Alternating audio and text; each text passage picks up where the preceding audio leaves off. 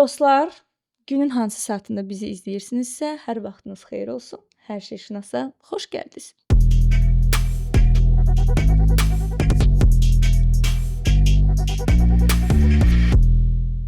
Bugün maraqlı bir qonağım var. Ümumiyyətlə mövzumuz bugün çox maraqlıdır və bu hər şey şınasda sevilən mövzudur. Aktualdır, həmişə aktual olub.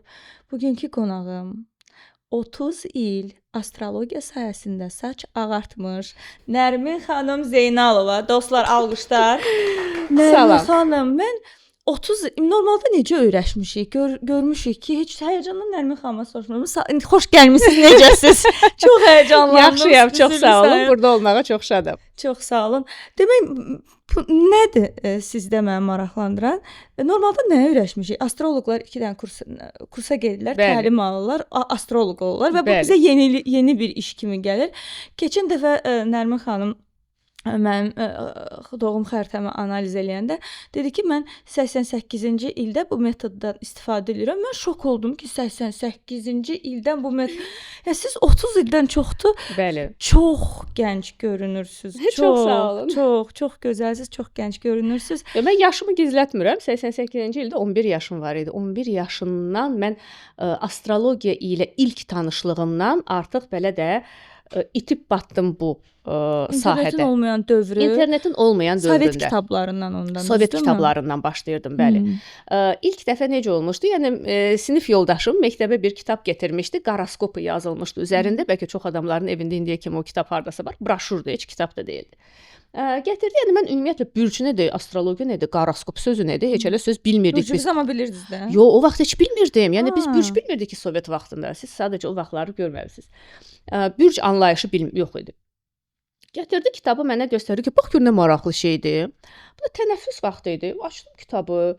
Baxdım, gördüm ki, insanları bürclərə bölürlər. Tapdım öz bürcümü doğum tariximə görə, oxudum və şoka düşdüm. Dedim, bu necə olur ki, yəni dedim, bu necə olur ki, bu insan, bu kimdir bu kitabı yazan, bu məni hardan tanıyır, bu nə maraqlı bir şeydir. Qızı xahiş elədim ki, olar mən bu kitabı evə aparım. Apardım evə və o şənbə bazar günü ərzində Xerox yox idi ya, 88-ci ildən danışıram. Əllə bir ümumi dəftər götürdüm. Belə narıncı rəngdə ümumi dəftər idi. Bu yaxınlara kimi hardasa mamam gildə evdə idi. Köçürtmüşdüm o kitabı. O qədər mənə maraqlı oldu və o gündən mənə məsələn evdə nə yemək pulu verirdilər ki, gedim bufetdən özümə bir bulkadan filandan alım. Mən o pulları yığırdım və bütün o kitab dükanlarında, kitab satanlarda bu barədə kitablar axtarırdım. Sovet İttifaqı dövründə, yəni o Sovet İttifaqının dağılmasına yaxında, yenidən qurma dövründə nə bu mövzuda kitab olubsa, mənim evimdə olub. Demək, hamısını oxuyaraq özünüzü inkişaf elətdirmisiniz. Bəli, oxuya və təhlil eləyə, müşahidə eləyə, analiz eləyə mən öyrənmişəm astrologiyanı. Yəni ilk mən təlimimi keçmişəm, bəlkə bir 10 il olar bəlkə, ya 12 il olar. Bu dövrlərdə. Və artıq mən onu keçəndə ona görə keçmirdim. Təlimi ona görə keçməmişəm ki, mən astrologiyanı öyrənim. Bəlkə o təlim keçəndə mən özüm astrologiya öyrədə bilərdim. Öyrənirdim ki, bir struktura baxım, görüm bu təlimi necə keçirlər, başqa insanların yanaşması necədir. Yəni bu məqsədlə mən artıq təlim keçirdim. Amma özüm öz müşahidəmlə, öz analizimlə birinci öyrənmişəm hamısını. Mənə gəlir ki, bu sahə elə bir sahədir. Çünki mənim bir rəfiqəm mənə demişdi ki, illərlə məsəl üçün pasiyentləri danışdıra, onların bu elə bir şeydir ki, təcrübə ilə insan daha çox təkmilləşir. Bir də maşallah Sovetin də yəni təcrübəsini nəzərə alsaq, bravo sizə, alqışlayıram sizi. Bir daha xoş gəldiniz. Demək, mən çox maraqlanıram astrologiya ilə və fərqli əcnəbi astroloqlarla da konsultasiyalar almışam, bizimkilərlə də almışam, sizdən də aldım və çox bəyəndim. Çox nöqtə atışı, yəni biri var keçmişdən, həm keçmişi, həm gələcəyi çox nöqtə atışı deyirsiniz. Mən bunlarla maraqlananda mənim dostlarım var, mənə belə kiçildirlər, ələ salırlar ki, boş-boş işlərlə məşğulsan, boş-boş işlərlə məşğulsan. Başa sala bilmirəm ki, illərlə dövlət başçıları, hansı ki bir ordu digər orduya hücum etdiyi zaman bu ön proqnozları ulduzlar deyib onlara. Bəli. Bu nə dərəcədə, məsəl üçün belə rasional düşünən insanları ilk necə izah edərsiniz ki, astrologiya nədir əslində? Astrologiya ilk növbədə enerjilər barədə bir elmdir, doğrudan da. Məsələn, biz fizikada enerjiləri öyrənirik də. Biz bilirik ki, hər şey molekuldan ibarətdir. Molekul atomdan ibarətdir. Atom ondan daha kiçik hissəciklərdən ibarətdir və bu hissəciklər daima hərəkətdədir. Bu hərəkət heç vaxt dayanmır. Dayansa materiya yoxa çıxar. Bu fizikadır. Bu artıq astrologiya deyil. Bunu biz fizikada öyrənirik, amma astrologiya isə gözə görünməyən enerjiləri, bizim ətrafımızda olan enerjiləri öyrənir. Yəni doğrudan bizim gözümüzə görünməyən şeylər də vardır. Bu məsələn bizim əhvalımızdır, bizim daxili hansısa hisslərimizdir. Bunlar belə bir materiya formasında yoxdur axı, amma daxilimizdə var. Və eləcə onları da biz ölçə bilirik. Və bir ölçü vahidi kimi bu gözə görünməyən enerjiləri ölçmək üçün biz astrologiyada, yəni mən klassik qərb astrologiyasını öyrənirəm və öyrədirəm həm də. Biz planetlərdən istifadə edirik, bürclərdən istifadə edirik və 12 ev sistemindən istifadə edirik. Bu bizim ölçü vahidimizdir. Məsələn, numerologiyada bunun üçün rəqəmlərdən istifadə edirlər. Ya Çin astrologiyasında, düzdür, bu astrologiya demək də düzgün deyil, metafizika deyək, çünki orada göy cisimləri istifadə olunmur. Onlar sadəcə hansısa məsələn bir müddət vaxtı götürürlər, hansısa bir ieroqliflə adlandırırlar və salam. Onu heç bir planeta bağlamırlar. Amma biz təhlil eləyəndə həmişə görürük ki, fərqli sistemlərlə, məsələn, Vedik astrologiya da var. O da tam fərqli bir astrologiyadır. Amma əgər biz doğum xəritəsini təhlil eləsək, əslində eyni məlumatlar görürük. Mən özüm klassik qərb astrologiyasından başqa, məsələn, Çin astrologiyasını da bilirəm, öyrənmişəm onu da. Numerologiyanı da bilirəm. Hər cür numerologiyanı bilirəm. Klassik numerologiya, daha çox karmik numerologiya və s. Hamısını öyrənmişəm çünki mənə maraqlı idi və bunları müqayisə edirdim. Amma gördüm ki, yəni o klassik astrologiya, klassik qərb astrologiyasının verdiyi biliklərin dərinliyi heç yerdə yoxdur. Yəni bizim doğum xəritəmiz elə zəngin bir şeydir ki, yəni orada o qədər məlumat var ki, mən indiyə kimi, yəni sizə deyirəm 88-ci ildə 38 il olur. İndiyə kimi hərdən öz xəritəmə baxanda yeni bir şey görürəm orada. Hətta. Bəli. Yəni xəritəyə baxaraq nəyisə plan proqnoz etmək olur. Əlbəttə. Mən Dəyişmək də olur. Dəyişmək də olur hətta. Bəli, əlbəttə. Bəs azad iradə? Bilirsiniz necə? Məsələ ondadır ki, məsələ bu azad iradənin köməyi ilə biz öz belə deyək, qismətimizə müdaxilə edə bilərik. Ola bilsin ki, bizim proqnozumuzda hansısa bir enerjilər gəlir. Biz onlara təsir göstərə bilirik. Elə proqnozun da mənası budur. Bir çox insanlar təəssüf ki, biraz astroloqa falçı kimi yanaşırlar. Proqnoz üçün ilk növbədə. Yəni mən açıq sizə deyim ki, ən populyar bir təhlil solar təhlilidir. Yəni illik proqnoz. Onun üçün müraciət edən insanlar saysız hesabsızdır. Və yenidən geri dönüş edib bunu etdirirlər. Birincisi əlbəttə ki, çox effektivdir. İnsanlar bunu sonradan dinləyirlər, şoka düşürlər ki, bu yaşandı. Necə oldu? Doğrudan da bəzən olur ki, onların tamamilə gözləmədikləri şeylər çıxır. Bu solar proqnozunda görürlər ki, doğrudan da elə proqnozda olan çıxdı. Əlbəttə ki, bu belə qısa müddətli reallaşan şeylərdir. Ona görə belə. Amma mənim üçün astrologiya ilk növbədə proqnoz deyil. Mənim üçün astrologiyada ilk növbədə həyatımıza özümüz öz həyatımıza təsir göstərmək üçün bir alətdir. Çünki mən də sizi kimi bir şir bürcü olaraq kontrolü sevirəm də. Yəni istəyirəm ki, öz həyatımı özüm qurum. Mənim üçün biraz qəbul edilməzdi ki, necə yəni mənim həyatım artıq yazılıb, bəxtim yazılıb. Yox, mən gərək burada bir müdaxilə yolu tapım. Tipik şir. Hə. Və astrologiya buna imkan yaradır. Ona görə də astrologiyanı çox sevirəm. Mən bir rəfiqəm var, CEO-dur. Və çox uğurlu qadındır. Yəni maddi rifahı çox yaxşıdır. Biz dekabrda onunla görüşmüşdük və o qəribə mən ilk dəfə solar analizi ondan eşitmişdim ki, doğum gününə 2 ay qalmış və onun bütün uğurlu çevrəsi, bütün uğurlu insanlar bunu bilirmiş, amma paylaşmırmış. Hər şirşünasda paylaşacağam.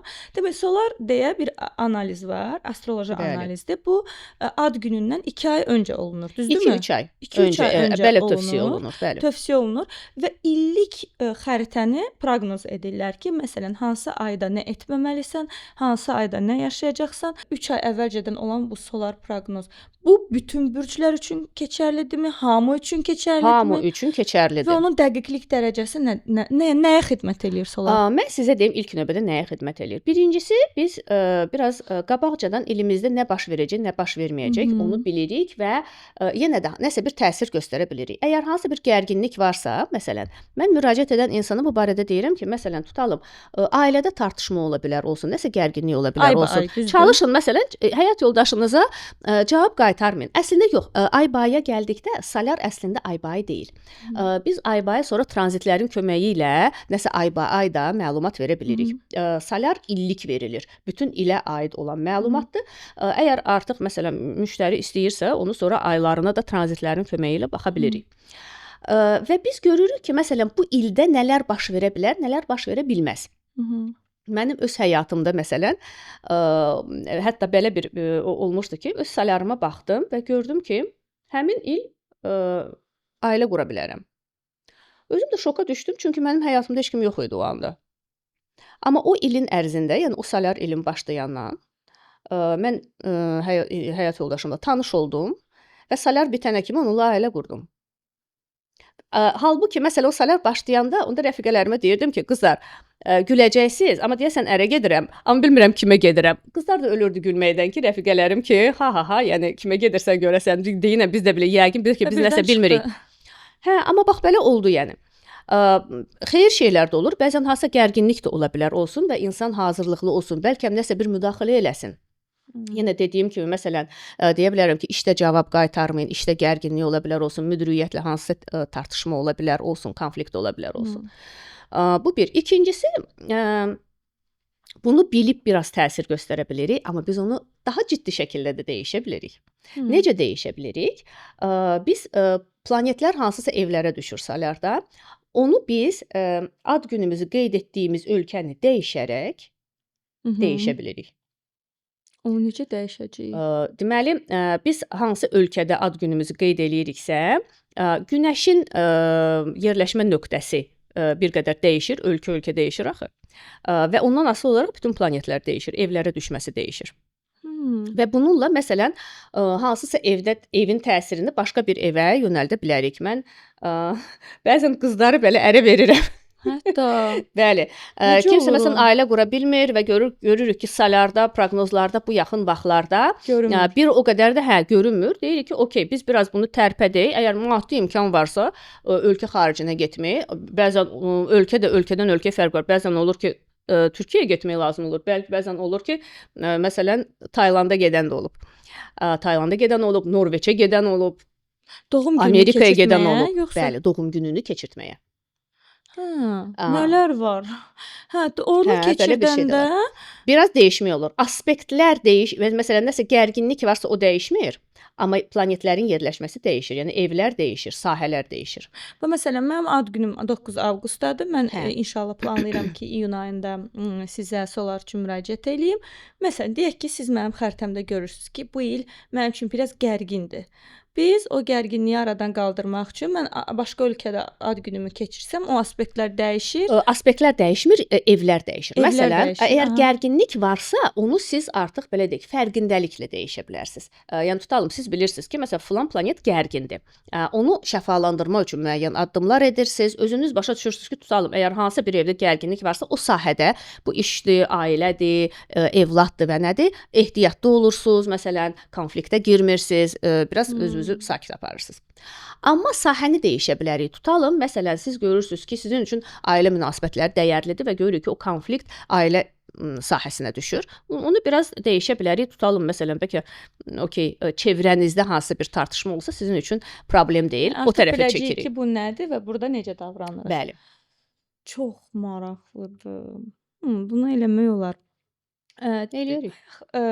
dediniz ki, biz danışanda ki, şirlər bizim ürəyimizdir, Bəli. əkizlər bizim danışan dilimizdir. Bunu istəyirəm bürclərə bürc-bürc analiz eləyək. Bu bizim dediyimiz, yəni 12 bürc arasında. Bəli, 12 bürc arasında, yəni bizim bədənimizə gəlirsə, bizim bədənimiz bax belə bölünür və belə bir şey də deyim ki, əslində biraz bəzən xəstəlik barədə də müraciətlər olur. Onu deyim ki, astroloq əlbəttə həkim deyil, müalicə eləmir, amma onu da unutmayaq ki, Hipokratdır, İbn Sinadır. Onlar astrologiyadan istifadə edərək müalicə eləyiblər. Mənim öz həyat yoldaşım həkimdir. Bəzən o mənə biraz sataşanda deyirəm ki, sən Hipokrat andı içmisən, Hipokrat da astrologiyadan istifadə eləyirdi, sən məndən nə istəyirsən? Deməli, amma bax belə bizim bədənimiz müəyyən planetlər, bürclər və bizim bədənimizin hansısa hissələrini idarə edirlər. Və beləcə Qoç bizim başımızdır. Birinci bürcdür və bizim başımız, beynimiz bizi irəli aparan Bura Qoçdur. girmək istəyirəm ki, izah etmək üçün və insanlar, izləyənlər anlasın deyə.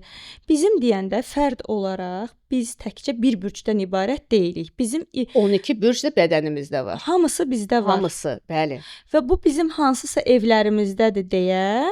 Evlərimizdə olduğuna görə yox, sadəcə bizim bədənimizi idarə edir. Bax bu 12 bürc, 12 bürc sistemi və hər bir orqanımız bir bürclə, hamı da eynidir. Assosiasiya olunur, yoxsa həqiqətən energetik olaraq idarə olunur? Həqiqətən energetik olaraq idarə olunur. Bəli, bəli. Okay, davam elə. Bəli. Qoç Ona görə məsələn düzdür, biz hər insanın öz xəritəsində müəyyən digər göstəricilər də olur ki, məsələn xəstəliyə aid evlər var, sağlamlığa aid evlər var. O evlərin hansı planetlərin hansı vəziyyətdə olmasından asılı olaraq insanın hansı xəstəliklərə meylli olmasını da görürük. O başqa məsələ. Amma ümumilikdə deyirəm də, yəni başımız, beynimiz Qoçdur. Çünki Qoç nədir? Birinci bürc bizi irəli aparır. Boğazımız bizim səsimiz həm də səsimiz, danışığımız, nitqimiz yox, məhz səsimiz o buğa bürcüdür. Boynumuz, boğazımız, yəni o gizlincə başı idarə eləyir. Bax o buğa bürcüdür. Sonra nitqimiz və qollarımız, barmaqlarımız, dilimiz bu əkizlər bürcüdür. Yeni məlumatlar, yeniliklər, yazı, ona görə o gözəl yazı qabiliyyəti. Hər bir yazıçının xəritəsində əkizlər bürcündən nəsə var, ya 3-cü ev, o da əkizlər bürcünün evidir, o da aktivdir. Tək yaradıcılığı məhz yazı qabiliyyəti olan insanlarda. Sonra sinəmiz xərçəng bürcüdür. Xərçəng bürcü nə ilə assosiasiya olunur? Ana. Ona görə sinə, ana sinəsidir. Necə biz ana sinəsinə başımızı qoymuruq? Bu xərçəng bürcüdür. Ürəyimiz və kürəyimiz şir bürcüdür. Ona görə bax mən deyirəm ki, məsələn şir bürcündən olan qadınlardır ya Venerası şir bürcündə olan qadınlardır. Məsələn kürəyə açıq paltarlar geymək onlara düşərlidə onları gücləndirir. Ürəyimiz ona görə məsələn Günəş bizim əsas planetimizdir. Əgər oturaq düz danışaq da, əsas planetimiz Günəşdir. Əsas orqanımız da ürəkdir. İkisi də şir bürcünə aiddir. Allah. Hə. Sonra bu mədə, bağırsaq, həzm sistemi qız bürclərinə aiddir. Böyrəklərimiz tərəzi bürcünə. Cinsiyyət orqanları əlbəttə ki, əqrəblərdir. Bunu yəqin ki, heç kimin şübhəsi buna yox idi. Buna görə əqrəblər, yəni mən bu şayədimi ya cinsi aktiv olurlar, bəylər də, xanımlar da. Bəli, olmalıdılar da. Hətta məsələn kimsə deyəndə ki, əqrəb bürcüdür, hamı o belə qəribə olur. Qəribə olmamalıdılar. Yəni bu da bir həyatımızın bir hissəsidir və belə deyək də əqrəb bürcünün idarə etdiyi bir bizim həyatımızın ən cinsi aktiv bürc olar demək olar. Olmalıdılar həm də. Əgər hansısa bir belə deyək əqrəb bürcü cinsi aktiv deyilsə, bağışlasınlar məni, özünə ziyan vurur. Yəni bu önəmlidir. Belə, sonra oxatan bürcü bizim ombalarımızdır. Dizlərimiz oğlaqdır. Baldırlarımız dolça və ayaqlarımız da balıqlar. Bax belə təpədən dırnağa kimi biz bürclərdən ibarətik. Və onlarla idarə olunuruq. Bəli. Yüksələn bürc məlumatlar o qədər çoxdur ki, insan bilmir ki, hansı daha dəqiqdir. Yüksələn bürc nədir? Və doğum tarixini, saatını dəqiq bilməyən insanlar var. Onlar bilmədikləri təqdirdə yaşadıkları ilə həyatlarındakı o yaşadıkları Bəli. proqnozu məsələn sizə versələr, Bəli, bəli. siz onların Rektifikasiya doğum deyilir. saatını tapa bilirsiniz? Bəli, gündə eləyirəm bunu. Bəli, əlbəttə. Onda məsəl üçün doğum saatını bilməyənlər də sizə müraciət eləyə bilərlər. Əlbəttə, əlbəttə. Onda nə sayılır yüksələn Bircə, bürc? deməli, birinci yüksələn bürcdən danışım. Yüksələn bürc nədir? Hər insan anadan olarkən, yəni o anadan olan anda, necə ki günəş doğur, bax eləcə hansısa bir bürc doğur. O bürc onun yüksələn bürcü sayılır da, çünki həmin anda yüksələn bir bürcdür. Doğum xəritəsində dediyim kimi 12 evdən ibarətdir doğum xəritəsi və yüksələn bürc bizim birinci evimizdir. Astroloji terminlə desək ascendent adlanır. Bu eyni şeydir. Yəni birinci ev, ascendent, yüksələn bürc, bunlar hamısı eyni bir şeydir. Yüksələn bürc nəyi göstərir? Birinci birim xarici görünüşümüzü. Bəzən insan xarici görünüşündən hətta təyin eləmək olur ki, onun yüksələn bürcü nədir və təxmini onun doğulduğu saatı da ona görə, yəni yüksələn bürc saata bağlıdır. Saatını da hərdən təyin eləmək olur. Bəzən insanın üzünə baxanda bunu etmək olur.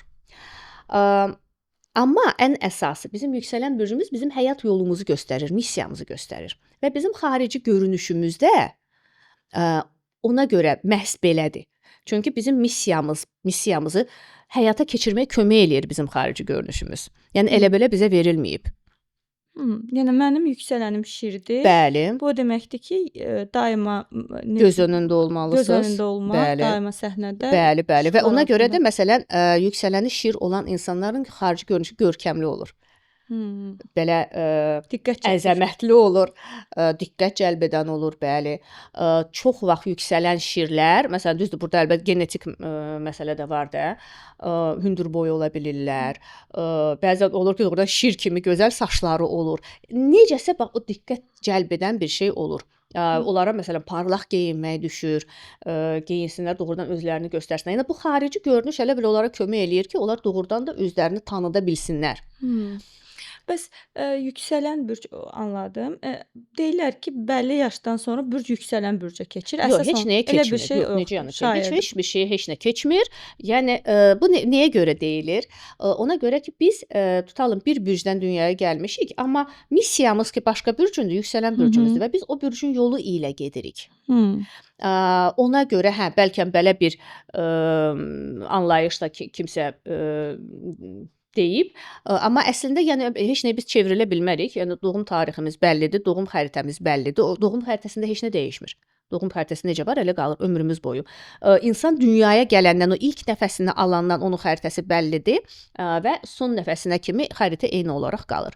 Yüksələn bürc qalır öz yerində, günəş bürcü qalır öz yerində. Amma yüksələn bürcün rolu çox böyükdür. Çünki biz hansı yol ilə getməliyik? Onu göstərir. Əgər biz öz həyat missiyamızı reallaşdırmırıqsa, onda kainat bizi müəyyən belə necə deyək, cəzalandırır. Yəni çalışır bizə hansısa bir həyat dərsləri versin ki, biz gedib öz missiyamızı reallaşdıraq. Bəli, başımızı döyə-döyə gətirib öz missiyamıza çıxarır. Ona görə elə ən yaxşısı odur ki, öz xoşluqla öz missiyamızı reallaşdıraq. Yəni bu deməkdir ki, həyatımızda başımıza gələn o neqativ hadisələr boş yerə gəlmir. Ya dərs çıxardıb özümüzü müşahidə edib öz missiyamızı tapmalıyıq, ya da həyat dönüb dolaşıb yenə eyni ssenariləri bizə quracaq. Bəli, tamamilə doğrudur. Tamamilə doğrudur. Bəs ay bürcü, günəş bürcü nədir insanda? Günəş bürcü hamıya bəllidir. Yəni biz özümüzü məsələn təqdim eləyəndə, çox vaxt bürc soruşanda biz günəş bürcümüzü deyirik də. Bu bizim bürcümüzdür. Ay bürcü isə, yəni necə ki günəş müəyyən bürcdən keçirdi biz anadan olanda, ay da müəyyən bürcdən keçirdi həmin anda və bu da bizim ay bürcümüzdür. Amma günəş bürcümüz, günəş gündüz parlayan ulduzdur. Günəş bürcümüz bizim gündüz vaxtı da, yəni insan arasında, adam arasında göstərdiyimiz tərəfimizi göstərirsə, ay gecə bürcümüzdür. O bizim daxili halımızı göstərir, içimizi göstərir, ruhumuzu göstərir və evdəki davranışımızı göstərir. Və bəzən məsələn siz yəqin belə insanlar tanıyırsınız da, elə bir evdə bir cür insan, bir insandır, çöldə başqa insan. Bax o insanların adətən günəş bürcü və ay bürcü bir-birinə oxşamayan bürclərdir də. Məsələn olur da kiminsə tutalım günəş bürcü qızdır, ay bürcü balıqlar. Yəni günəş bürcü balıqlardır, ay bürcü qız. Tutalım kimisi günəş bürcü balıqlardır. Hamı onu emosional biri kimi tanıyacaq. Deyəcək ki, oy bu insan necə hamıya can yandırır, ürəyi yandırır. Amma onun daxilində, yəni ay bürcü qızdırsa, onun ürəyində heç kimə can filan yandırmır. Əksinə onun ürəyində bir belə cüzdan var, pul sayır. Onda bizim xarakterimizə ay bürcümüz daha dəqiq Hamısı deyir. dəqiq deyir. Bizim xarakterimiz İçimizdə ən azı 5 şəxsi planetdən ibarətdir. Bu Günəşdir, Aydır, Merkuridir, Veneradır və Marsdır. Günəş bürcü dediyim kimi bizim daha çox sosial ifadəmizdir. Ay bürcü daxili aləmimiz, Merkuri bizim nitqimiz, danışığımızdır. Biz necə danışırıq, necə düşünürük, necə qərar veririk, o bağlıdır bizim Merkuri bürcümüzə. Əgər bizim Merkuri bürcümüz, Günəş bürcümüz və Ay bürcümüzdə fərqlidirsə, biz məhz Merkuri bürcümüzə görə qərar verəcəyik və bu bizim Günəş və Ay bürcümüzdən fərqli ola bilər. Venera bürcümüz şəxsi münasibətləri idarə eləyir. Ona görə biz şəxsi də münasibət, qadınlığı necə məncə. bir münasibət istəyirik, o bizim Venera bürcümüzdən göstərir. Qadınlar üçün o həm də bizim daxili qadınımızdır. Qadınlar üçün Venera lap önəmlidir. Çünki bizim Veneramız da Günəşimiz kimi aktiv olmalıdır, parlamalıdır, öndə olmalıdır. 5 bürc onda. Paralel. Bir də Mars, Mars, Venera, Merkuri, Merkuri, Ay və Günəş. Bunlar məhz xasiyyətimizi formalaşdırır. Bunlardan əlavə məsələn biz birinci evdə yerləşən planetlərə də baxırıq və o planetlər də bizim xarakterimizin formalaşmasına təsir göstərəcək. Ümumiyyətlə bütün xəritəni tamlıqda təhlil eləmək ən doğrusudur. İstəyirəm Veneraya da gələk. Bu Venera məsəl üçün hansı ki elə qadın var ki, çox belə ə, qadın sayağıdır. Qadın kimliyi qabarıqdır, dişi enerjisi çox yüksəkdir. Təbii ki, bizim üçün dişi enerji cəmaətin dediyi kimi kişidən pul qoparmaq deyil, yaradıcı yanaşması olur bir qadın kimi. Elə qadın da var ki, çox kişi kimidir. Bu bizim hansısa Veneramızın daha hansı planetdə olanda məsəl üçün fikir verməli və yaxud da bunu şəfalandıra bilirik. Məsəl üçün Bilirik. mən erkək kimiyəm, amma biraz qadın. Mən sizə deyim, bax məsələn, bəzi qadınlar var ki, onlara erkək kimi olmaq okeydir. Yəni okeydir nə mənada? Onların doğum xəritəsinə görə. O elə olmalıdır və o öz həyatında hansısa bir belə deyək də uğurlu münasibət məhz bu cür qura bilər. Məsələn, Venerası Qoç bürcündə olan xanımlar. Onlar biraz məsələn münasibətlərdə təşəbbüskar ola bilərlər. Onlar üçün bu okeydir. Yəni o daha ona elə bir kişi lazımdır ki, onun üçün də bu okey olsun. Yəni ona uyğun partnyor da belə birisidir. Amma məsələn, mənim kimi Venerası Xərçəng bürcündə olan bir qadın olmalıdır, əsl qadın. Yəni gedib evdə oturmalıdır öz qadın yerində. Yəni evə baxmaq, yemək bişirmək, həyat yoldaşına qulluq eləmək. Yəni məsələn mənim Veneram belədir. Digərinin Venerası daha materialistdir bəlkə ona görə. O daha çox Hədiyyələr.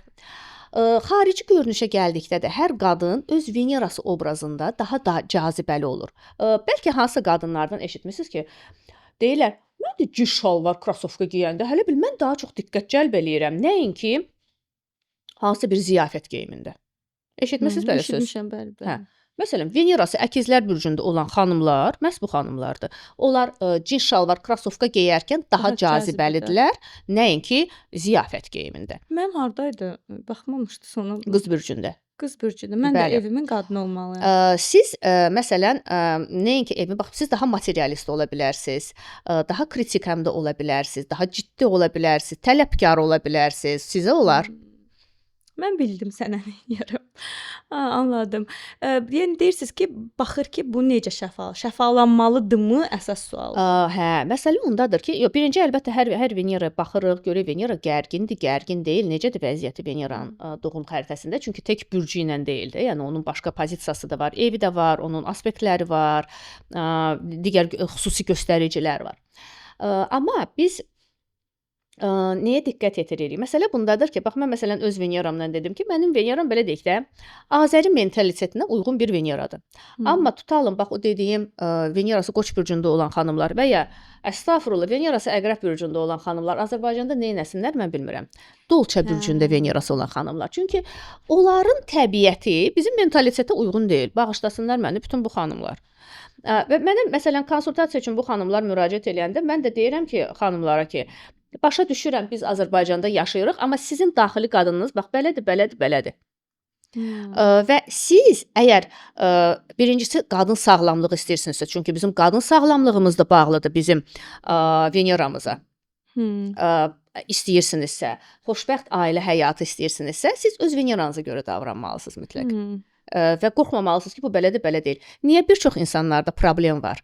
Və həm də məsələn o qadın orqanlarında miomalar, zob, o da Veneraya aid xəstəlikdir. Ona görə ki, bizim qadınlar öz Veneralarını tapdalayırlar nəyi ki var. Çünki hamını bizdə, bax mənim üzərimdə Veneram xərçəng bürcündədir. Bizdə bütün qızları elə tərbiyə eləyirlər ki, elə bil onların Venerası xərçəng bürcündədir. Amma halbuki bu belə deyil. İndividualdır, bəli, bəli. Məsələn, məndə indi qız bürcündədirsə, hər bürcə uyğun onu araşdırmaq lazımdır, düzdür? Ki, necə olsa, Bəli, bəli. bunu araşdıracağam. Demək, onda belə çıxır ki, bürcləri ümumi xarakterizə etmək düzgün deyil. Əlbəttə yox. Bu asılıdır Ay bürcündən, Günəş bürcündən, Marsından, Doğum Venerasından. xəritəsindən. Bəli, doğum xəritəsi təhlili ən dəqiq insanı təsvir eləyən bir şeydir. Amma sizin 30 ildən çox təcrübəniz var da. Yəni mən bu sualı indi bilmirəm, cahilliyimə verim, bunun sualımı vermək istəyirəm. Nə qədər də fərqli olsa da, bürclərin ortaq heç olmasa 3-5 Var, əlbəttə. bütün bu hamıya aid olur. Məsələn, onların xüsusiyyətləri çəkə bilərik. Məsələn, oğlaqlar, qadınlı, kişili hamısına aid ortaq ki, hansı ki bütün oğlaqlar belədir. Məqsəd yönlü. Məqsəd yönlü. İkinci, üçüncü punkt varmı? İlk növbədə odur ciddi Ciddi, məqsəd və yönlü, disiplinli. disiplini bütün Bəli. oğlaqlara aid. Bütün oğlaqlara aiddir. Çünki əgər oğlaq hansısa doğum xəritəsinin başqa göstəricilərindən bu göstəricilərini ifadə etmirsə, o itirir. O uğur itirir. Həm də ifadə etməlidir. Bəli, bəli, bəli. Biz hər birimizi bizim bu bürcdən yaradıbsa Allah Taala bilib ki, belə yaradıb. Biz özümüzlə mübarizə aparmamalıyıq. Öz bürcümüzün xüsusiyyətlərini özümüzdə tapdalamalıyıq. Məsələn, bəzən olur, kimsə əqrəb bürcündən biri mənə müraciət eləyir və deyir ki, mən öz üzərimdə çalışıram ki, kin saxlamayım. Deyirəm, siz düz eləmirsiniz. Mümkün deyil. Əqrəb demək kinli demək. Bəli, Anam bəli, əqrəbdir. bəli, bəli, elə də olmalıdır və bu normaldır. Məsələn, bəzən deyirəm ki, siz günəşiniz daha aktiv olmaq üçün siz məsələn kimdəsə qisas da ala bilərsiniz. Nərmin xanım, siz nə danışırsınız? Deyirəm, siz Allah Taala belə yaradıb. Sizi fağır olmaq üçün Allah Taala yaratmayıb. Bəlkə ki, hansısa bir insana sizin əlinizlə nəsə bir dərs verəcək Allah Taala. Və sizi bax əqrəb bürcündən yaradıb ki, və həmin o içinizdəki o kin ilə yaradıb ki, siz bunu edə biləsiniz. Kimsə bunu etməlidir ya yox? Necəsə insanlar arasında balans qorunsun. Bəli, bəli. Hə, yəni necə hiss ediriksə onu dəyişməməliyik. Bəli. Və məsələn biz şirlər özümüzü tərifləyə bilərik. Amma məsələn qız bürcünün nümayəndələri onlar təvazökar olmalıdır. Əgər indi məsələn hamıya deyirlər ki, özünü təriflə, belə elə, belə elə. Qız bürcündən olan insana bunu demək lazım deyil. Qız bürcündən olan insan təvazökar olmalıdır. Onda onun o qüvvəsi üzə çıxır. Amma əgər biz şir bürcündən olan insana desək ki, biraz təvazökar ol, özünü yığışdır, o insan onda birincisi yığışmarıq, ikincisi də ki, əgər yığışsaq da onda itirərik. Onda sırayla gedək. Oğlaqı bildik. Oğlaqdan sonra gəlir dolça. O dolçalar qeyri-adidirlər ilk növbədə. Uzaq görəndilər, çünki onlar bizim gələcəkdən gələn qonaqlarımızdır. Dolçalar elə bil ki, doğrudan da biraz gələcəyi daha yaxşı bilirlər bizdən. Ən çox ixtiraçılar ya dolça bürcündən olan, ya xəritəsində dolça bürcü aktiv olan insanlardır. Elə bil ki, onlar gələcəyi bilirlər və bizi gələcəyə doğru aparırlar. Mənim dolça rəfiqələrim var, gəlinimiz də dolçadır. Dolça xanımları çox sevirəm, amma məncə kişiləri biraz şorgöz olur. Demək olar hamıya. Deməzdim, bütün dolçalar şorgöz olur. Mən çox sadiq, kişiləri deyirəm, yəni çox sadiq dolçalar da olur. Hə, burada da spesifik. Bəli. Bu artıq biz baxmalıyıq məsələn onların xəritəsində başqa detallara. Əgər o kişinin Venerası da dolça bürcündədirsə, o münasibətlərdə daha çox azadlıq, sərbəstlik, müstəqillik istəyən bir dolça olacaq. Əgər onun dolça bürcündən oldu amma Venerası tutalım oğlaq bürcündədirsə, o daha sadiq olacaq. Bəs qoç? Qoç bürcləri liderdir. İlk növbədə liderdir. Və qoç bürcündən olan insan heç vaxt ikinci rolda olmağa razı olmamalıdır. Əgər uğurunu itirmək istəmirsə. Qoçlar çox inadkardılar və bu da onlar üçün okeydir, doğrudur, bu insanların yoludur bu. Və əlbəttə ki, qoçlar biraz belə deyək də diribaşdılar. Mübarizdirlər. Yəni cavab da qaytara bilərlər, öz sözlərini də açıq-aşkar deyə bilərlər və bundan qorxmurlar. Ümumiyyətlə qorxu hissi qoçlarda adətən olmur. Ortada balıq qaldı. Balıqlar can yandıran, ürək yandıran, hamıya yazığı gələn, hamıya kömək etmək istəyən, yardım etmək istəyən. Balıqlar xeyriyyəçilik bürcüdür. Ona görə də biz kiməsə sığınmaq istəyiriksə, məsələn, ya günəş bürcü, ya ay bürcü balıqlar olan insanlara sığınırıq. Buğa? Buğalar materialistdir, komfortu sevəndir. Onlar da inadkardır, tələsməyi sevmirlər, asta gəldilər və buğaları tələsdirmək lazım deyil. Xüsusilə insanın Mars bürcü buğa oldusa, o insanı tələsdirmək mənası yoxdur. Əlinizi üzün, asta gəl olacaq. Buğalar pulu çox sevirlər və pulu qazanmağı bacarırlar. Yəqin ki, ümumiyyətlə hər bir torpaq ünsürlü bürc kimi yaxşı pul qazanan olurlar buğalar. Əkizlər? Əkizlər məlumat bürcüdür. Yeni məlumat istəyirsinizsə, gedin əkizlərə müraciət eləyin. Bu bürcdə müstəqillik istəyir, sərbəstlik istəyir, heç bir çərçivə istəmir, azad olmaq istəyir və həmişə hərəkətdə olmaq istəyir, həmişə yenilik istəyir. Bəzən deyirlər, əkizlər qərarsızdır. Məsələ onda deyil, yox, deməzdim ki, onlar qərarsızdır. Sadəcə onlar gündə 3 dəfə öz fikirlərini dəyişə bilərlər və bu əkizlər üçün normaldır. Biz əkizləri belə qəbul etməliyik. Xərçəng? Xərçənglər ev, ailə, ana. Dramada demək olar. Mən bütün uşaqlıq dostlarım əkizlərdir. Yəni Bəs necə? Drama əlbəttə ki, Drama demək queenlər. olar. Ən küsəyən, ən inciyən, ən çox bəlkə ağlayan Hər şey bürcdə şişirdən. xərçəngidir. Şişirdən mütləqdir. Və drama queen Xərçəng. doğrudan da xərçənglər. Drama queendirlər doğrudan da. Amma ailə üçün ən mükəmməl bürcdür. Bəs biz şiri dedik, qız bürcünü dedik, tərəzi. Tərəzilər balans, harmoniya, gözəllik. Gözəllik sahəsində ən çox biz rast gələ bilərik tərəzilərə və ədalət sahəsində də ən çox onlara rast gələ bilərik. Əgər durub buradan sizinlə hansı bir məhkəməyə getsək, bütün orada işləyən insanların bürclərini, xəritələrini yoxlasaq, görəcəyik ki, tərəzilik bəli. Havayı yeri o tərəzini o Femida şəklində təsvir etmirlər ki, doğrudan da ədalət tərəzilər üçün çox önəmlidir və çox böyük estetdirlər də, yəni gözəllik dəlisidirlər tərəzilər. Bəs əqrəblər? Əqrəbləri dedik də, cinsəllik kin. dəlisi, kin, bəli, kin saxlayan, ümumiyyətlə necə ki, məsələn, tərəzilərin bir növ əksidirlər də. Tərəzilər hər şeydə o rus demişkən zalotaya seredina, nəsə bir balansa gəlmək istəyirlərsə, əqrəb tam əksidir. O heç vaxt balansa gəlmir. Hər şey ya ağdır, ya qaradır. Ya dəlicəsinə sevir, ya dəlicəsinə nifrət eləyir. Nəyinsə bir şeyin fanatı olur. Bax, belə həddindən artıq nə varsa, o hamısı əqrəbə məxsusdur. Mənim anam əqrəbdir. Anamın bir dənə radarı var. Ora yaxşı mənada da düşən batıb, pis mənada da düşən batıb. Çox sevən də çox sevir. Bəli. Heç orta yoxdur. Olmamalıdır da, əqrəblərdə bəli. və çox kinlidir. Deməli, çox gözəl, normal bir əqrəbdir ananız. Çox kinlidir və kin olmamaq üçün çalışır və axırda kinlənir. O adamı məhv etməyincə də oradan əl çəkmir. Xüsusilə bilirsiniz, əgər kiminsə ay bürcü əqrəbdirsə, o insan kimi kinli ümumiyyətlə tapa bilməzsiniz və təsəvvür edin, insanın günəş bürcü olsun, ya balıqlar, ya elə şir, nəsə belə də bir gülərüz, bir mehriban, ya xərçəng, mehriban bir insan.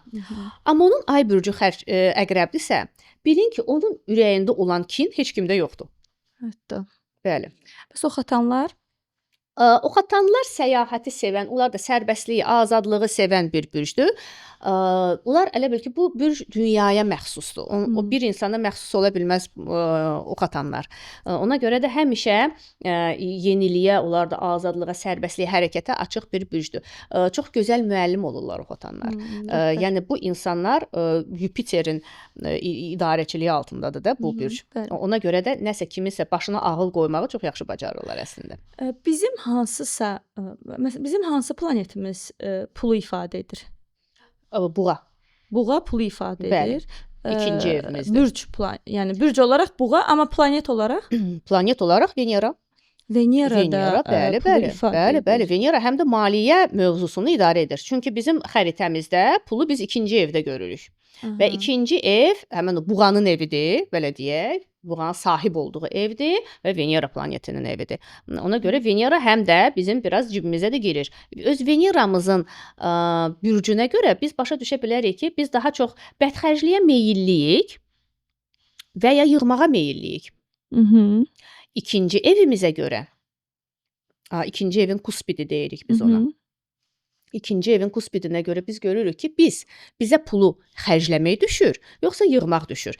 Siz yəqin eşitmisiniz ki, belə bir son illər coachlar, cürbəcür coachlar var. Onlar deyirlər ki, pul enerjidir, onu xərcləmək lazımdır. Xərcləməsəz gəlməz. Çox vaxt bu coachlar onu nəzərdə tuturlar ki, pulu gətir mənə ver. Mənə xərclə, mən tərəfə xərclə. Sərf eləyir.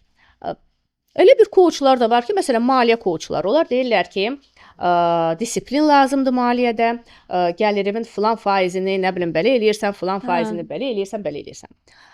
Yəqin ki, məsələn, o coachlara da, bu coachlara da dinləyib fayda alan insanlar var. Amma məsələ belədir ki, insanların yarısına bu coachların dediyi düşür. Yarısına bu coachların. Və əgər, məsələn, xəritəsinə görə ona xərcləmək düşən insan gedib yığmağa başlasa, bilirsiniz nə baş verəcək? Gözlənilməz xərclər. Ya maşını vuracaq, pul gedəcək ora. Mən eləyəm. Siz eləsiniz də, mən sizə demişdim. Ya nəsə bir Allah eləməsə, həkimə getmək lazım olacaq, pul gedəcək ora. Yəni buna elə bir kainat deyir ki, ay balam, yığma da, mənə etibar elə, mən sənə yetirəcəm. Sən xərclə.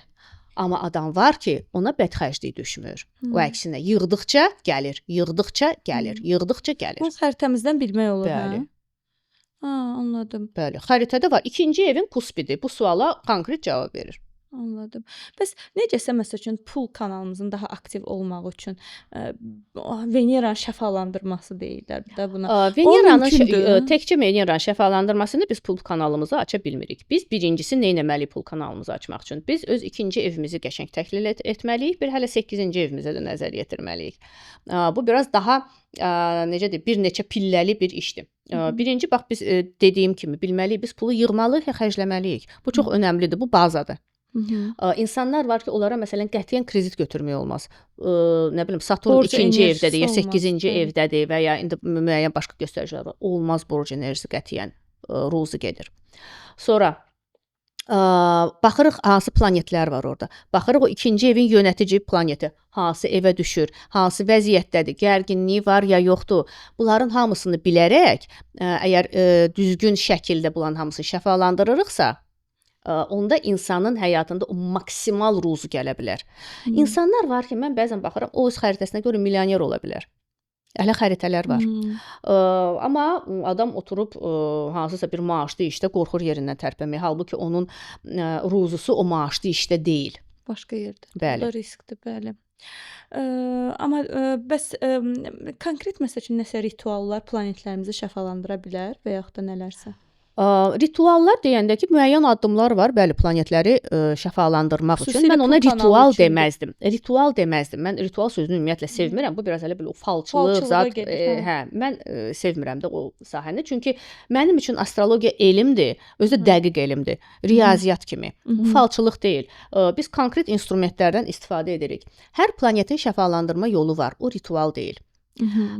Hansısa bizim ümumiyyətlə gəlin belə bir şey deyim də, bəlkə mən bir çox izləyicilərimizi məyus edəcəm. Amma bir ritual etməklə heç bir şey həyatımızda düzəlməyəcək. Gəlin realist olaq. Amma biz həyatımıza müəyyən addımları belə regular olaraq, müntəzəm olaraq öz həyatımıza gətirərək biz çox şey dəyişə bilərik. Məsələn, hansı addımlar, misallar Məsələn, varmı? olsun ki, lap primitiv deyim, idman ola bilər kimdəsə. Hansısa insanda bu idmandır. İdmanla məşğul olmalıdır, o isə məşğul olmur. Oturub evdə ümumiyyətlə passiv həyat tərzi sürür, halbuki onun həyatında fiziki aktivlik mütləqdir.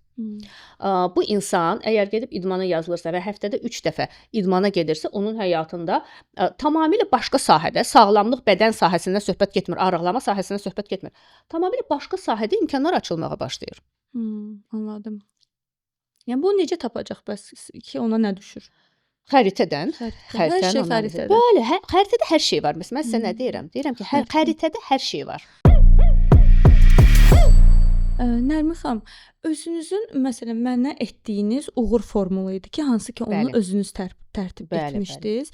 Mən normalda astroloqlardan yəni konsultasiya alanda çoxlu səslər gəlir və o səslərə uyğun qulaq asıram. Siz konkret 6-7 səsdə o uğur formulunu tam açdınız.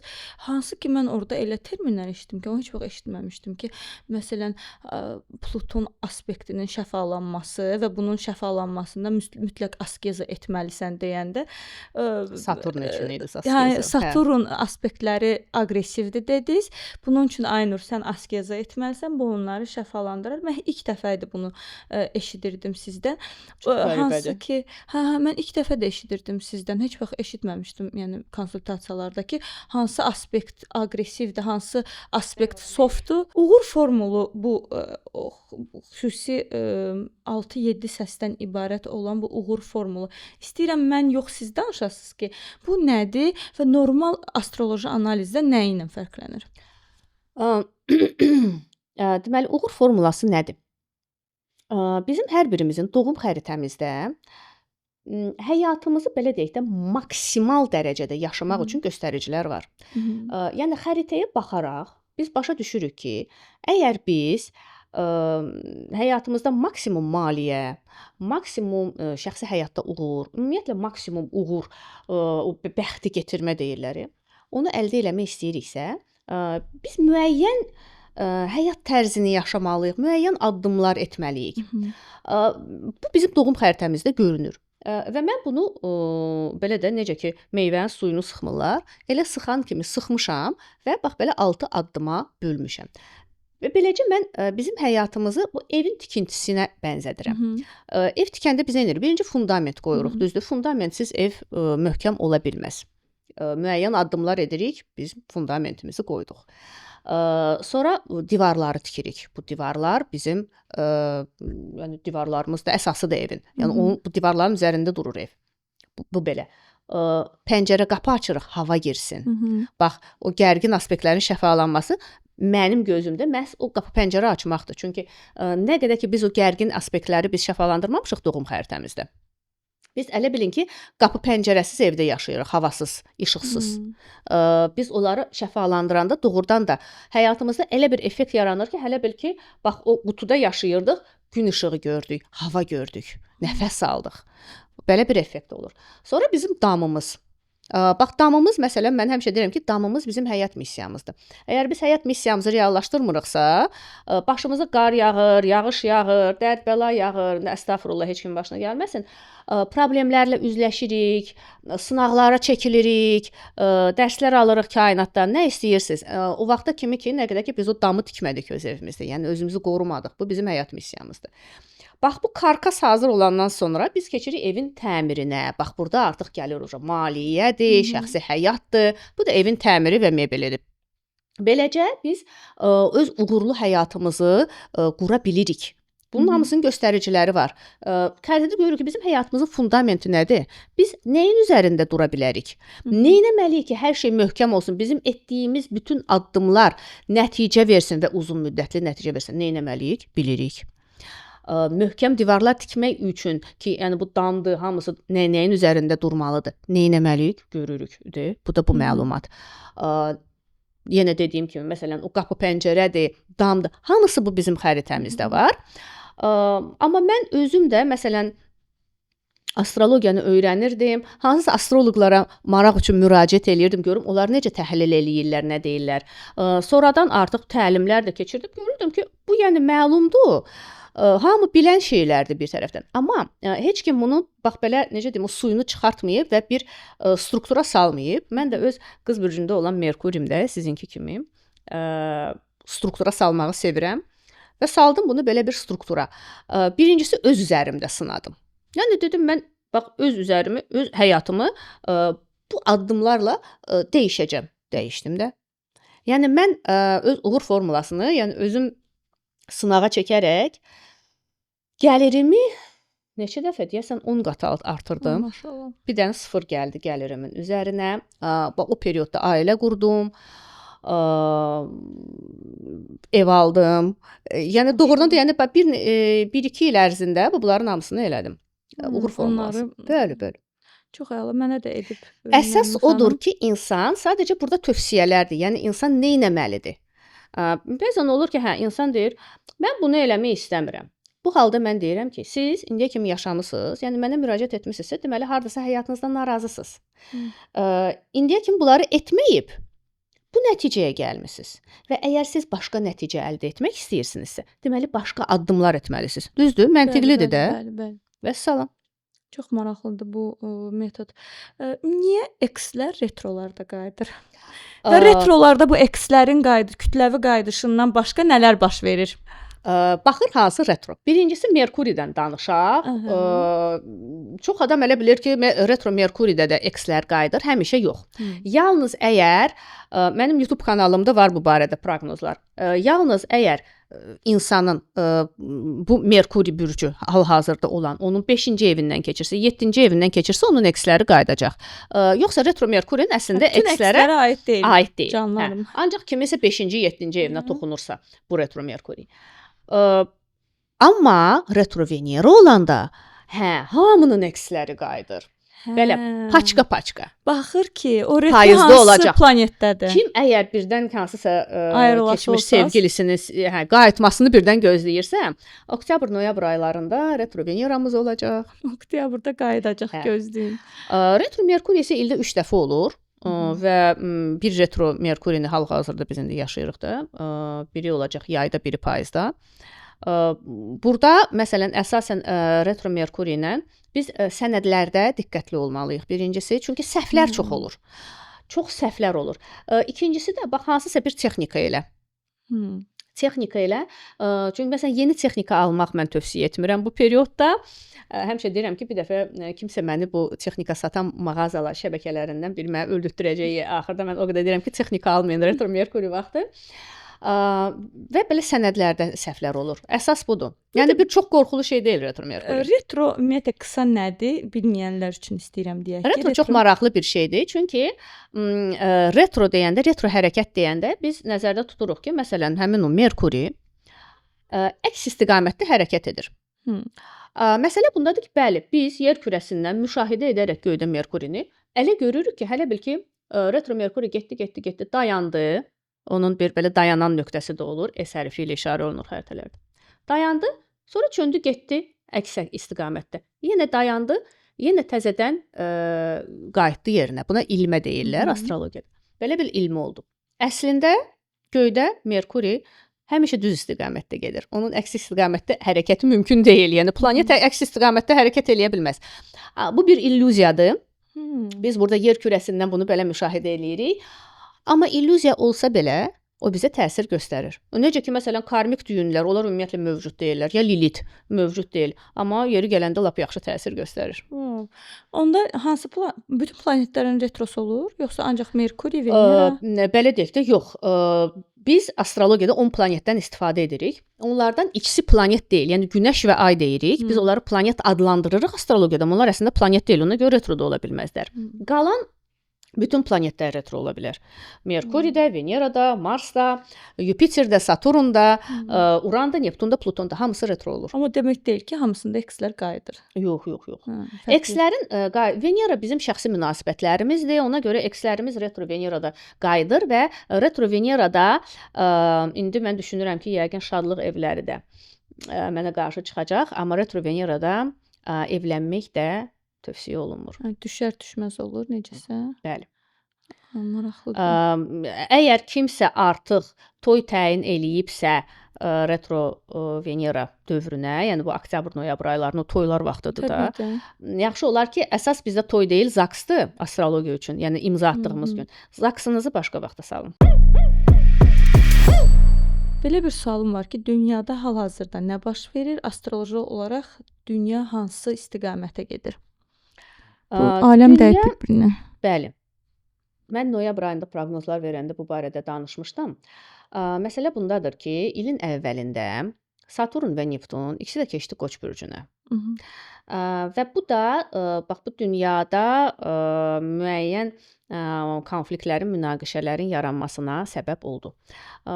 Birincisi Qoç bürcü müharibə bürcüdür. Yəni Qoç Mars planetinin idarəsi altındadır və Mars nədir? Müharibə Allahı. Mhm. Yəni Qoç bürcü o öndə gedən, dalaşan, davalaşan bir bürcdür. Saturn gəlib bax belə bir bürcə. Saturn da strategiya yaradan bir planetdir. Yəni hər şey planlaşdırsın, düzənə salsın və insanlar gözəl strategiya qurub müharibə planlaşdırırlar. Neptun isə Qoç bürcündə. Neptun əksinə biraz belə xəyallar planetidir, illüziyalar planetidir, din və başqa belə də deyək, mənəviyyat, bax belə mövzularda, onlar da Neptuna aiddir. Ona görə müharibə başlayarkən indi insanlar ya dini, ya mənəviyyatı salırlar ön plana ki, mən gedirəm böyük bir məqsəd uğrunda döyüşə.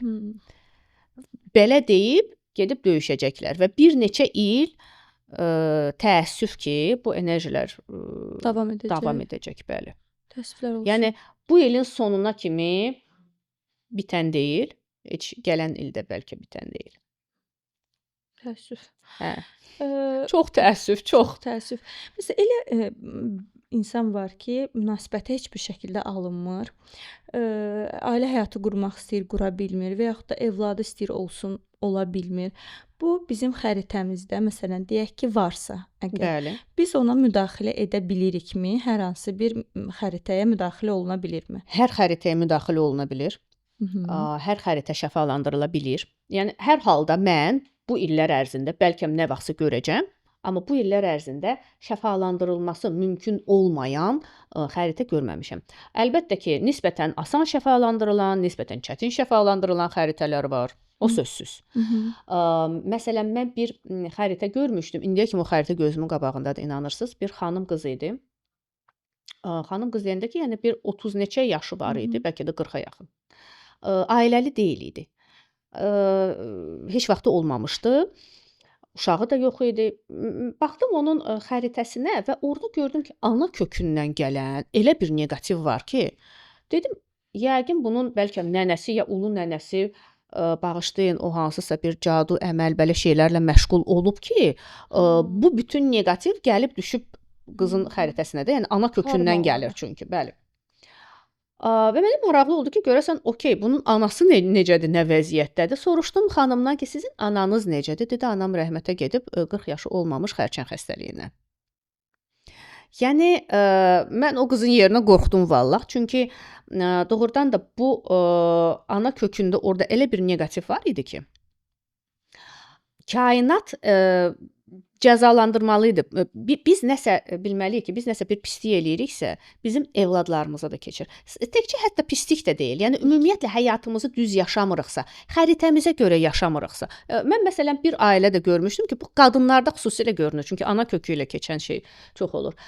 Görmüşdüm ki, məsələn, nənə, yəni mən belə axtara-axtara gedib tapmışam, bunu bir belə əməlli başlı axtarış etmişəm. Çünki qız gəlib, cavan qızdır, şəxsi həyat barədə çox gərgin xəritəsi var. Okey, baxdım onun xəritəsi maraqlı gəldi, anasının xəritəsi. Anasına da baxıram xəritəsinə, görürəm ki, hə, orada da nəsə bir gərginlik var, biraz daha az şəkildə. Yəni amma görünür ki, yəni bu anada da, ananın həyatında aktiv cinsəllik olmalıdır. Bəlkə indi mən bilmirəm, olub olmayıb və keçirik nənəyə. Nənədə görürük ki, çox ehtiraslı bir qadın. Yəni onun da həyatında bu enerji, bu ehtiras hansı bir aktiv cinsəlliklə çıxmalı idi. Öyrənirəm ki, bəs baba hanı? Baba deyə çox gənc yaşında rəhmətə gedib, nənə dul qalıb, bir daha ailə qurmayıb. Bax o gərginlik, o nənədən çıxmayan gərginlik keçib qıza, keçib nəvəyə. Nəvəyə daha gərgin variantda. Görünür qızda da bəlkə nəsə şəxsi həyatda problemlər var imiş. Onu da mən aydınlaşdırmadım, amma artıq nəvədə daha gərgin variantda çıxıb. Və nəvə bunu artıq müəyyən, onun artıq öz xəritəsinə hansı formada gəlibsə, o cür şəfalandırmalıdır. O birinci danışdığım da hansı qızın ki, anası da dünyasını dəyişmişdi. Orada da onu şəfalandırma, onu artıq nəsil şəfalandırma praktikaları ilə şəfalandırmaq lazımdır. Mən Bunu da yəqin ki, təmin edirsiniz, düzdür? Bəli, Konsultasiyalarda. tövsiyələr edirəm. Tövsiyələr çox asan olur əslində. Yəni heç vaxt mən nəsə bir çətin bir deyim, reallaşa bilməyən bir şey vermirəm. Bu bir. İkincisi, nəsə bir belə deyək də, magiyaya oxşayan ritual Yəni filan belə heç şeylər vaxt olmur. vermirəm və ulan mən əleyhinə, məncə hamı bilir ki, mən sevmirəm belə şeyləri. Hı. Amma çox real həyatdan olan tövsiyələr verirəm. Sadə gəlir və bəzən insanlar biraz belə düşünürlər ki, yəni belə sadə, bəli, sadə, amma sadəcə bunu eləmək lazımdır. Mənim bir yaxınım var. O keçən dəfə mənə belə bir problemini danışdı ki, onların həyatında bütün nəsildə hər kəs dul qalıb və buna görə qızı evlənmək istəmir. Hətta evlərinə gələn erkək pişiklər belə ölüb bir müddətdən sonra. Bu artıq həmin xanımı düşündürüb, yəni nənə dul qalıb, ana, bu xanım özü dul, yəni bu xanım boşanıb və qızı artıq nəsildən nəslə keçən bu karmanı görür və ailə həyatı qura bilmir. Bu cür xəritələrin şəfalanması necə baş verir? Xəritədə baxmaq lazımdır ki, məhz bu problem hansı göstəricilərlə əks olunub və o göstəriciləri şəfalandırırıq da fərqli olur. 100% orada nəsə Venera ilə Ay ilə gərginlik var, 100%. Və onları biz şəfalandırırıq əlbəttə ki, baxırıq görək hansı planetlərlə gərgin aspektlər, hansı planetlər incidir bizim Veneramızı, Ayımızı, bunu görürük. Çox vaxt belə hallarda əgər şəfalandırma baş vermirsə, nəsil kəsilir. Və mən belə hallar görmüşəm. Ya məsələn hansısa artıq qadın bu nəsildə ya sonsuz olur. Belə nəsil kəsilir. Ya da ki məsələn uşağı olur, amma xəstə uşaq, yəni o uşaq artıq ailə qurmayacaq. Beləsini də görmüşəm. Şəfalanmaq mütləq. Bəli, ona görə şəfalanma mütləqdir belə hallarda. Belə ümumi soruşmaq üçün belə nüanslar yazmışam. İstəyirəm sizə sual verim. Ən sadiq 3 bürc hansıdır? Birləşdirilmiş formada biz desək, deyə bilərik ki, torpaq ünsürlü bürclər, buğalardır, qızlardır, oğlaqlardır, digərlərinə nisbətən daha sadiq ola bilərlər. Ən çox flirt etməyi sevən 3 bürc. Əlbəttə ki, əkizlər, ox atanlar, bir də dolçalar. Dolça. Ən ağıllı və analitik düşünən 3 bürc. Birincisi, ən ağıllı və analitik düşünən bürc nömrə 1 qız bürcüdür. Və xüsusilə Merkurisi qız bürcündə olan insanlar da bura lap aiddirlər. Əgər insan Günəş bürcünün Merkuri bürcü ikisi də qızdırsa, bu konkret bir analitik maşındır da bizim qarşımızda, kompüterdir yəni. Ondan başqa yaxşı analitik düşüncəsi olan, amma biraz fərqli analitik düşüncəsi olan Merkurisi Əqrəb bürcündə olan insanlardır. Onlarda hələ bir başqa cür analiz gedir. Yəni standart analiz getmir. Amma çox gözəl nəticə çıxarırlar, bir təhlil gəlir ortalığa. Bir də analiz etməyi yaxşı bacaran Oğlaq bürcündə Merkurisi olan insanlardır və ümumiyyətlə Oğlaq bürcündən olan insanlar. Ən çox xəyanətə meylli 3 bürc. Ən çox xəyanətə meylli bürc yeniliyi və azadlığı sevən bürclərdir. Bu olacaq əkizlər, bu olacaq ox atanlar, bu olacaq dolçalar. Yenə üçü də ən pis şeylərdədir. Çox düzgün də. Mənim əkizlər, dolça və ox atan dostlarım eyni belədirlər. Onların səbəbi var da, onların öz səbəbləri var. Məsələn, əkizlər niyə xəyanət eləyirlər? Onlar yenilik istəyirlər. Onlar eynilikdən bezirlər. Onlara yeni bir şey lazımdır. Ox atanlar azadlıq sevəndilər. Yəni onları çərçivəyə salmaq olmaz. Onlar ailə quranda ümumiyyətlə özləri çərçivədə hiss eləyəndə oradan çıxıb qaçmaq istəyirlər. Dolçalar da dəyişiklik və müstəqillik sevəndilər. Onlar da çərçivə sevmirlər. Ən işgüzar 3 bürc. Birincisi oğlaqlar. Yəni başlarını aşağı salıb işləyəcəklər öz məqsədlərinə çatana kimi. İkincisi qızlar. Çünki perfeksionistlər hər şeyi dəqiq yerinə yetirməlidirlər. Üçüncüsü də əqrəblər. Çünki onlar nə bir iş görürlərsə, gərək onu fanatik olsunlar. Fanatik olanda işi mükəmməl görürlər. Hələ ortada şir yoxdur. Ən romantik 3 bürc. Romantik birinci məncə xərçənglər olacaq. İkinci balıqlar, amma belə yerləri hərdən dəyişə də bilər. Üçüncü yerə romantikada bax yəqin şirləri qoya bilərik. Doğrudan biz romantik. Hə, şirlərdə var romantika. Sizin prosta Veneranız qız bürcündədir. Ona görə deyiləm. Hə, nisbətən deyilsiz, amma vəbşi şirlərdə romantiklik var. Ən qısqanc 3 bürc. Qısqanc bürclər, qız. Sizə elə gəlir ki, yəni qızlar fağır sakit durublar qıraqda, yox. Qətiyyən. Qız qısqanclıqdan kimisə öldürə də bilər. Heç onun xəbəri də olmaz. Özü də belə bilirsiniz necə intiqam düşünərək. Oğlaqlar və əqrəblər. Amma sizə deyim ki, yox, mən qısqancları hətta biraz genişlə. Bax, şirlər də çox qısqancdır. Buğalar da çox qısqancdır. Bunlar niyə qısqancdır? Çünki şir ümumiyyətlə düşünür ki, mənimdir. Vəssalam. Buğa da deyir ki, yəni biraz mən sahiblənmişəm buna, necə yəni? Xeyr ola. Mənimdir. Bəli. Sonra ən lider ruhlu üçbürc. Od ünsürlü bürclər 100%. Yəni Qoç, Şir, Oxatan. Ən yaradıcı üçbürc. Yaradıcılıq enerjisi birinci su ünsüründən gəlir. Ona görə balıqlar, xərçəng, əqrəb. Amma tərəzilər də çox yaradıcı ola bilər olsun. Niyə? Ona görə ki, onlar estetdilər, gözəlliyi sevirlər və şirlər də çox yaradıcı olur. Niyə? Ona görə ki, onlar ümumiyyətlə yaradıcılıq evi var, 5-ci ev. Yəni yaradıcılıq mövzusunun belə deyək də yiyəsidirlər şirlər. Ən tez aşiq olan üçbürc. Tez aşiq olan bürclər ola bilsin əkizlər. Çünki onlar ümumiyyətlə yeniliyi, dəyişikliyi sevəndilər. Tez aşiq olur tərəzilər, əgər gözlərinin qabağında gözəllik görürlərsə. Və tez aşiq ola bilər balıqlar, çünki onlar ümumiyyətlə elə aşiq olmaq istəyirlər. Hazırdılar hər zaman. Bəli. Ən çətin unudan üçbürc. Olarmı 3 yerin üçünə də əqrəbləri qoyaq? Hətta gec unudurlar. Ümumiyyətlə unutmurlar. Niyə gec? Gec nədir? Əqrəblər unutmurlar. Yəni əgər əqrəbə siz pislik eləmisinizsə, bilin ki, o unutmayacaq. Amma yenə də əgər 3 bürc deyə biləriksə, bura yenə qız bürcü ilə oğlaq bürcünü də əlavə eləyə bilərik. Onlar da çox elə unudan deyirlər.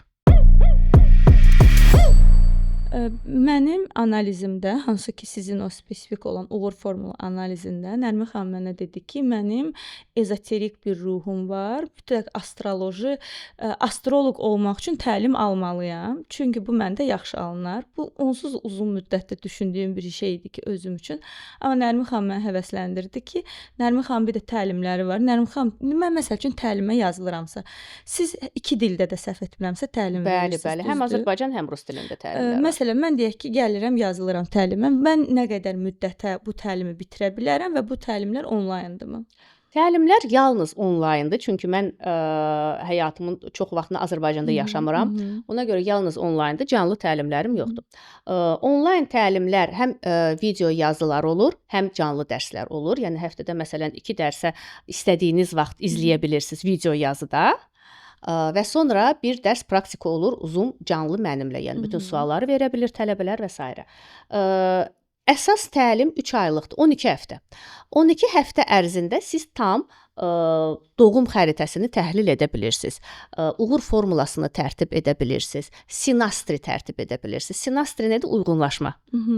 Yəni məsələn 2 nəfərin uyğunlaşması təkcə ər-arvad məsələsi deyil. Məsələn biznes partnyorlar da ola bilər olsun, ana evlad, ata evlad da ola bilər olsun, dostlar ola bilər olsun və s.